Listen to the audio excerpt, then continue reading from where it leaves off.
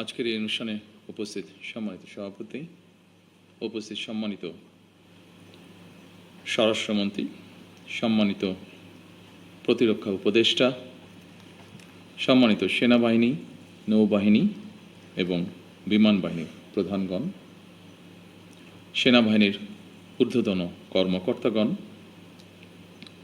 মহাপরিচালক, border guard Bangladesh, 2009 সালে পিলখানায় শাহাদাত বরণকারী সদস্যদের পরিবারবর্গ ও নিকটাত্মীয়গণ, পিলখানায় চাকরিরত সেই সকল সেনা অফিসার যারা দুঃসহ স্মৃতি আজও বয়ে বেড়াচ্ছেন, সামরিক ও বেসামরিক কর্মকর্তাবৃন্দ এবং সম্মানিত উপস্থিতিবৃন্দ, আসসালামু আলাইকুম। মাহে রমজানের এই পড়ন্ত বিকেলে আমি শ্রদ্ধার সাথে স্মরণ করছি মহান মুক্তিযুদ্ধের বীর শহীদদের, 90-এর গণ আন্দোলন এবং 24-এর গণ অভ্যুত্থানে শাহাদাত বরণকারী সকল ছাত্র জনতাকে গভীর শ্রদ্ধার সাথে স্মরণ করছি 2009 সালের 25 এবং 26শে ফেব্রুয়ারি পিলখানায় সংগঠিত বর্বরোচিত হত্যাকাণ্ডে শাহাদাত বরণকারী 57 জন দেশপ্রেমিক সেনা কর্মকর্তা সহ 74 জন বীর শহীদকে আমি তাদের আত্মার মাগফিরাত কামনা করছি এবং শোক সন্তপ্ত পরিবার বর্গের সদস্যের প্রতি জানাই গভীর সমবেদনা। আজ 25শে ফেব্রুয়ারি জাতির ইতিহাসে এক রক্তাক্ত এবং বেদনা বিধুর দিন। এ দিনটি এলে প্রকৃতি যেন আবার স্মৃতি ও শোকের ভারে নীরব হয়ে যায়। বাতাসে ভেসে আসে সেই বিভীষিকাময় মুহূর্তের আর্তনাদ। আমাদের হৃদয় গভীর বেদনায় ভারাক্রান্ত হয়ে ওঠে। 2009 সালের 25 এবং 26শে ফেব্রুয়ারি নির্মম ঘটনা আমাদের জাতীয় জীবনে এক গভীর ক্ষত সৃষ্টি করেছে, যার বেদনা সময় পেরিয়ে আজও বহমান। দীর্ঘ 17 বছর পরে শহীদদের স্মৃতি বিজড়িত এই প্রাঙ্গণে আজ আমার কণ্ঠ কিছুটা স্বাভাবিকভাবে ভারী হয়ে উঠছে। আমি কেবল একজন জনপ্রতিনিধি হিসাবে নয়, একজন সেনা পরিবারের সদস্য হিসাবে, একজন সহযোদ্ধার সন্তানের মতন আপনাদের সামনে, আপনাদের সাথে আজকে উপস্থিত হয়েছে। 2009 সালে সেই বিভীষিকাময় ঘটনায় 57 জন মেধাবী ও দেশপ্রেমিক সেনা কর্মকর্তা সহ মোট 74টি প্রাণ ঝরে গিয়েছিল। প্রতিটি নাম একটি পরিবারের আলো নিভে যাবার গল্প, প্রিয়জন হারানোর বেদনা বিধুর অধ্যায়, একটি সন্তানের পিতৃহীন হওয়ার ইতিহাস, একটি স্বপ্নের অসমাপ্ত মহাকাব্য। আমি দেশে প্রত্যাবর্তনের পরপরই বনানী সামরিক কবরস্থানে গিয়ে শহীদ সেনা কর্মকর্তাদের কবরের পাশে দাঁড়িয়ে উপলব্ধি করেছি গত 17 বছরে আপনাদের দুর্বিষহ সংগ্রাম, অপরিসীম ত্যাগ আর দাঁড়ে দাঁড়ে ঘুরে বিচার না পাওয়ার নিদারুণ যন্ত্রণা।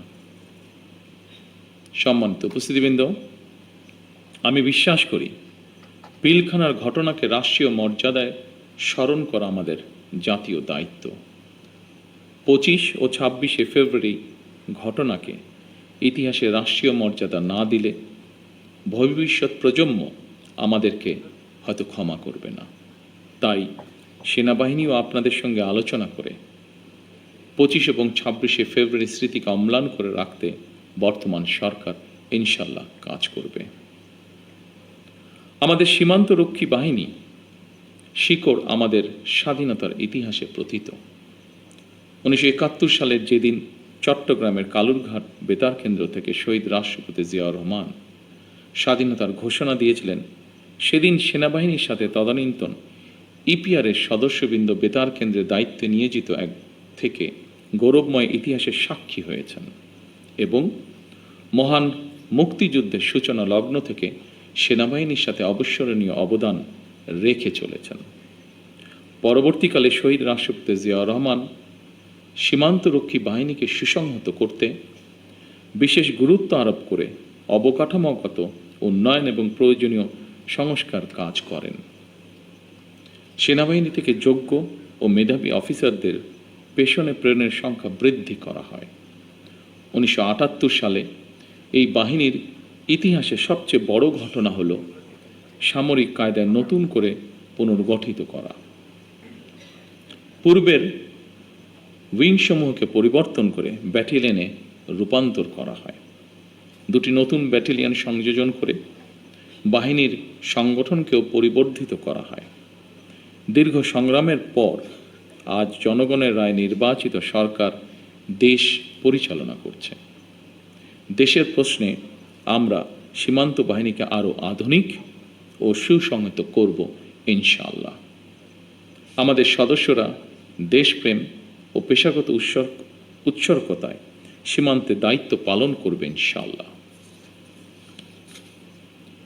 বাংলাদেশের স্বাধীনতা যুদ্ধে এবং স্বাধীনতা পরবর্তী দেশ গঠনে সেনাবাহিনীর রয়েছে উজ্জ্বল ইতিহাস। সেনাবাহিনী আমাদের সার্বভৌমত্বের প্রতীক। আমি মনে করি পিলখানার এই মর্মান্তিক ঘটনা ছিল আমাদের সার্বভৌমত্বকে নস্যাৎ করার একটি অপপ্রয়াস। পিলখানার ঘটনার পরিক্রমায় আমাদের জাতীয় নিরাপত্তার কাঠামোর দুর্বলতা ফুটে উঠেছে। তাই বহির্বিশ্বের সাথে তাল মিলিয়ে আমাদের জাতীয় নিরাপত্তার কাঠামোকে আরও আধুনিক, সময় উপযোগী এবং শক্তিশালী করা প্রয়োজন অবশ্যই, এবং এ লক্ষ্যেই আমাদের সরকার কাজ করবে ইনশাআল্লাহ। একই সাথে শহীদ পরিবারের সদস্যদের কল্যাণে তাদের সন্তানদের শিক্ষা, চিকিৎসা ও পুনর্বাসনের জন্য দীর্ঘমেয়াদী সুরক্ষা ব্যবস্থা গড়ে তোলার প্রতিশ্রুতি আমরা এরই মধ্যে ব্যক্ত করেছি। মাহে রমজান আমাদের সংযম এবং আত্মশুদ্ধির শিক্ষা দেয়। মহান আল্লাহর দরবারে প্রার্থনা করি তিনি যেন শহীদদের আত্মাকে শান্তিতে রাখেন, তাদের পরিবারকে ধৈর্য ও শক্তি দান করেন এবং আমাদের রাষ্ট্র প্রতিষ্ঠানসমূহকে ন্যায়, শৃঙ্খলা ও দায়িত্ববোধের পথে পরিচালিত করেন। পরিশেষে আজকের এই অনুষ্ঠানটি আয়োজন করার জন্য যারা অক্লান্ত পরিশ্রম করেছেন, এই অনুষ্ঠানটিকে সুন্দরভাবে উপস্থাপন করেছেন, তাদের সকলকে আমি আমার পক্ষ থেকে আন্তরিকভাবে ধন্যবাদ জানাই। আল্লাহ আমাদের দেশকে হেফাজত করুন। আল্লাহ হাফেজ। বাংলাদেশ জিন্দাবাদ। আমাদের এই বাহিনী দেশের আসসালামু আলাইকুম।